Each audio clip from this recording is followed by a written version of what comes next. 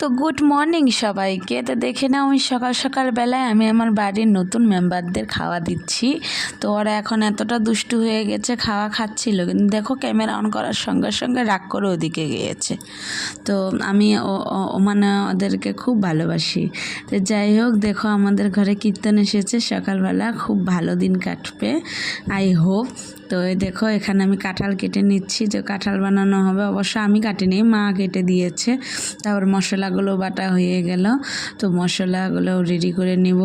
তারপর আমি পেঁয়াজ বেটে নেব একটুখানি, তারপর জিরা বেটে নেব একটুখানি। এগুলো না দিলে ভালো লাগে না।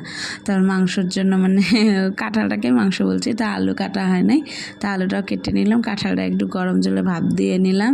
তো ফোড়নে জিরা, শুকনো লঙ্কা আর তেজপাতা এইসব ফোড়নে দিয়ে কাঁঠালটা ভালো করে মাংসের মতো সেম রেসিপিতেই বানানো হবে।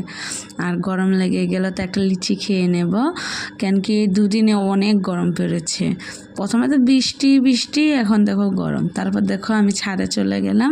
আমি নিজ হাতে একটু পাঁপড় বানিয়েছিলাম, তো পাঁপড়গুলো দেখাইতে গিয়েছি, আর আমি দেখতে গিয়েছি যে কেমন শুকেছে। তো বিকেলে উঠিয়ে নেব। তারপর দেখো বোনের সঙ্গে একটু মার্কেটে গেলাম, ওর সঙ্গে ক্লিনিকে গিয়েছি, কেননা শরীরটা একদম ভালো না, ভারী ভারী জিনিস উঠায়, তার জন্য ওর ব্যাক পেন হয়ে গিয়েছে। তো ওকে নিয়ে একটু ক্লিনিকে যাব।